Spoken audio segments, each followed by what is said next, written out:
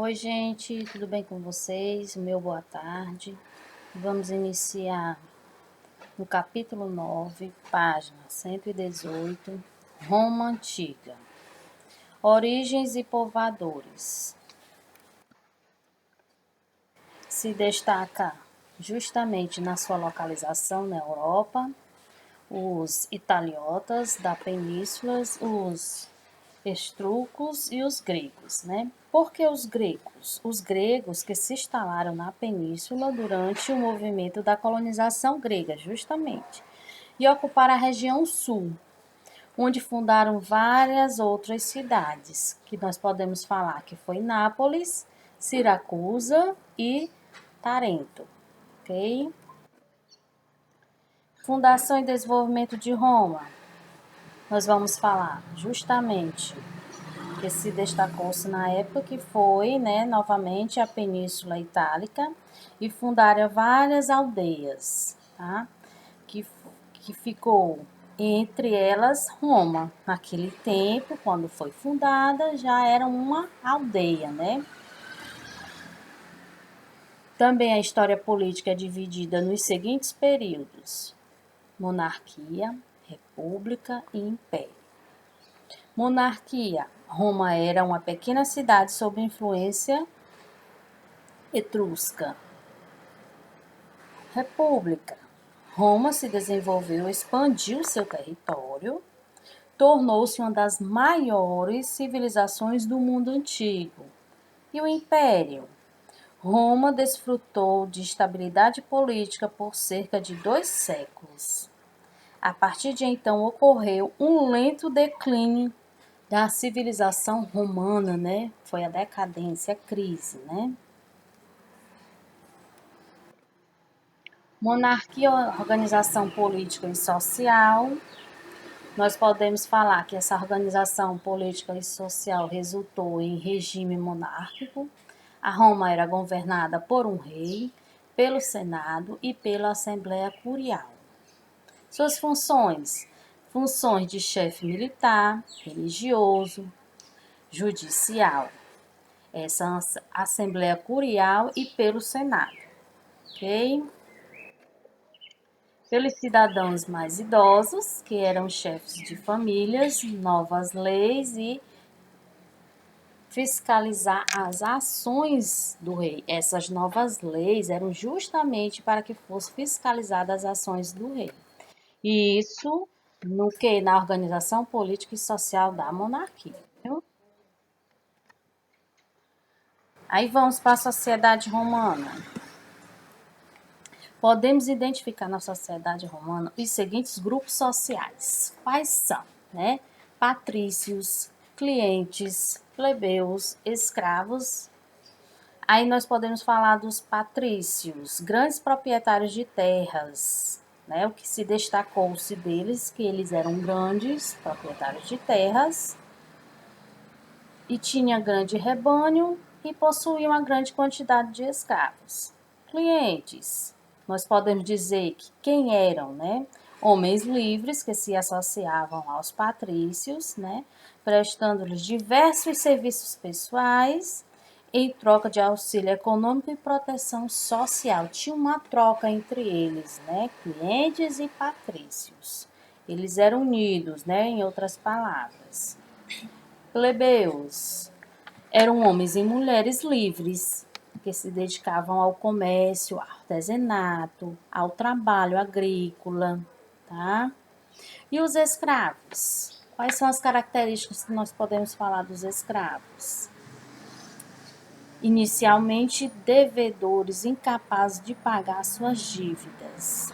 O grupo passou a incluir prisioneiros de guerreiros. Realizavam as mais diversas atividades, como serviços domésticos e trabalhos agrícolas, além de desempenharem as funções de capatazes, artesãos e etc. Aí logo em seguida veio o fim da monarquia. Esse fim da monarquia foi justamente, né, a aristocracia dos patrícios passou a questionar a monarquia. Aí ela entrou o quê? em decadência, pois o poder vitalício do rei não mais representava seus interesses. Por quê? Porque os patrícios queriam dom e o Senado era quem queria ter o controle de tudo, do poder de Roma, né? Aí logo em seguida veio o quê? Estabelecer uma nova organização política que passou a ser chamada de república, né? Aí nós podemos destacar da república. Qual foi as suas características? Expansão territorial e crise política, que se deu o social, certo? Teve também a denominada Estado e o poder pertencem ao povo. Cônsules, que se destacou-se, eram eleitos anualmente 2 homens para compor, né? Pretores administravam a justiça. Eles cuidavam da conservação, abastecimento e policiamento da cidade. E isso na sua organização territorial, política e social no tempo de república.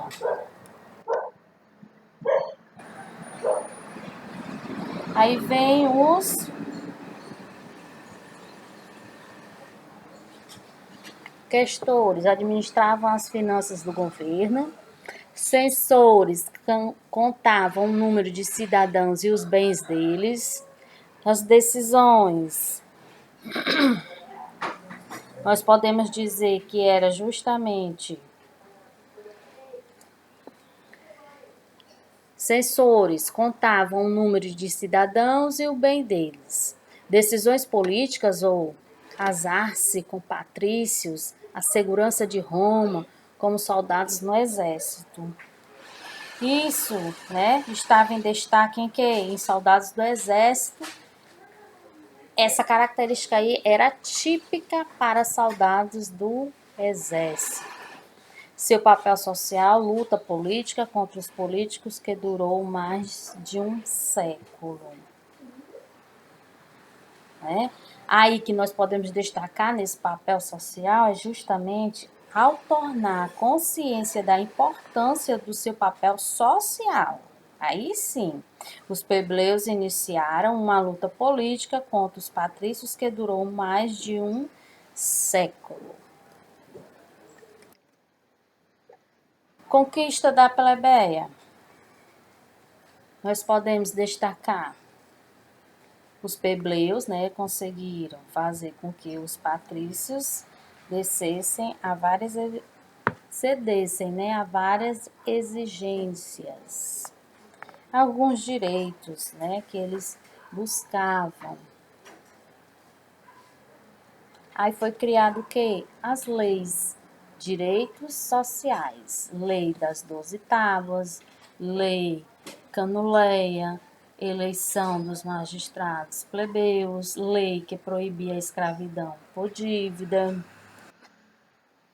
Logo em seguida, temos a expansão territorial, que se deu-se justamente por a sua característica que foi crise interna, patrícios e plebeus, República Romana, conquista militares. Tudo isso foi destaque dessa expansão territorial, né, que se começou por uma crise interna, depois se deu justamente com o conflito entre patrícios e plebeus. Tudo isso aconteceu na República Romana e teve no final uma conquista dos militares, ok? Teve também a expansão romana, que foi a guerra, né, que se destacou-se a guerra de Cartago. Roma eliminou a rival Cartago. Consequência das conquistas militares, nós temos no plano cultural, colocaram os romanos com a cultura de outras civilizações. Tivemos também destaque a influência cultural dos gregos sobre os romanos. Depois, nas palavras cultural da poeta Horácio, né? A Grécia vencida conquistou seu rude vencedor. O que é que nós podemos compreender com isso, gente? O que é que vocês acham? A Grécia vencida conquistou seu rude vencedor. Nós podemos destacar das conquistas militares. No plano cultural, essas conquistas militares colocaram os romanos em contato com a cultura de outras, né, civilizações. Deve-se destacar a grande influência cultural dos gregos sobre os romanos, claro, né? Nas palavras da poeta Horácio se destacou-se a seguinte frase: a Grécia vencida conquistou seu rude vencedor, né? Palavras fortes de quem luta, né? De quem vai em busca, de quem vai fazer conquistas, né? Nós também temos em destaque, justamente desse período, latifúndios cultivados por numerosos escravos. Muitos chefes militares abandonaram o ideal do soldado camponês, crescendo o interesse pela profissionalização da atividade militar e pelo desfrute da vida urbana, né? Queriam melhor, queriam uma fase para que eles pudessem melhorar mais a sua condição social e política, né? Crise da República. Antes de entrarmos na crise da República, ainda tem outro destaque muito importante, né, dessas consequências das conquistas militares, que foi a Península Itálica, engrossando a população de pobres e famintos. De que maneira nós podemos compreender, né, que os nobres romanos, né, tornaram-se donos de latifúndios, cultivados por inúmeros escravos, né? Ele destacou bem isso. Mas só que depois, muitos plebeus, obrigados a servir ao exército justamente de Roma, né? Regressavam à Península Itálica, de tal modo que, empobrecidos, para que pudessem sobreviver, tinha que vender quase tudo o que possuíam. Sem terra, esses camponeses plebeus migravam para a cidade, engrossando a população de pobres e famintos, certo? Aí temos a crise da República. Na crise da República, nós podemos destacar a situação social e política de Roma, né, que tinha o quê? Alto número de miseráveis, né, vivendo na cidade. Nós tínhamos também reformas sociais, que se deu devido que conflitos entre a população pobre, que reivindicava urgentes reformas sociais, e uma elite que não desejava mudanças de jeito nenhum, formada por nobres e plebeus enriquecidos. Tentativas de reforma dos Gracos, diante do clima de tensão, Tibério e Caio Graco, criaram, né, uma nova reforma social, que se deu justamente por revoltas de escravos, porque eles não aceitavam, a reforma que eles queriam era mais a favor, né? Só Caio Graco pediu a um escravo que o matasse. Os partidários das propostas dos irmãos Graco foram mortos e mando do Senado. Na Grécia, o trabalho escravo transformado em escravos. Aí se deu a revolta de escravos, né, que se destacou-se justamente por essa expansão militar da República, quando muitos prisioneiros de guerra foram transformados em escravos. Aí aconteceu o quê? Uma revolta de escravos. Na Grécia, o trabalho escravo transformado em escravos. Ascensão de Júlio César. Se destacou-se justamente com as conquistas territoriais obtidas pelo exército, também destaques chefes militares, que eles adquiriram prestígio em Roma, e esses mesmos assumiram posições de liderança na vida política, né? Logo em seguida, nós podemos falar um pouquinho também senadores romanos, né, que tiveram a perda de seus poderes, entre outros também os chefes militares, que teve uma grande influência da época, né? Podemos destacar justamente Júlio César.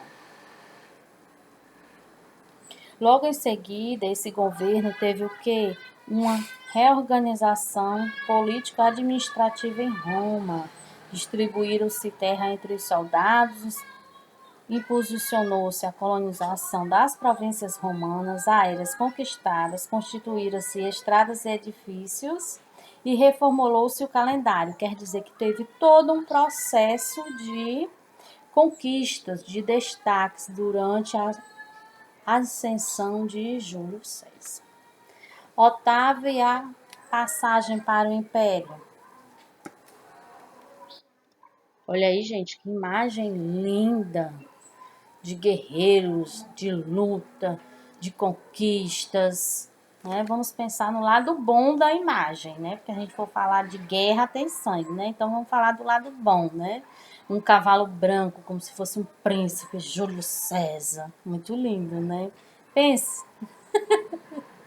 Então nós temos aí em destaque, né? Otávio e a passagem para o Império.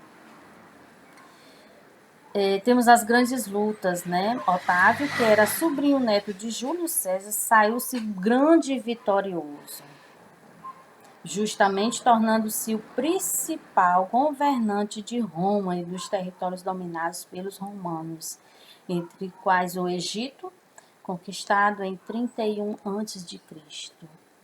Gente, foi bom estar com vocês, tá? E até a próxima aula, se Deus quiser.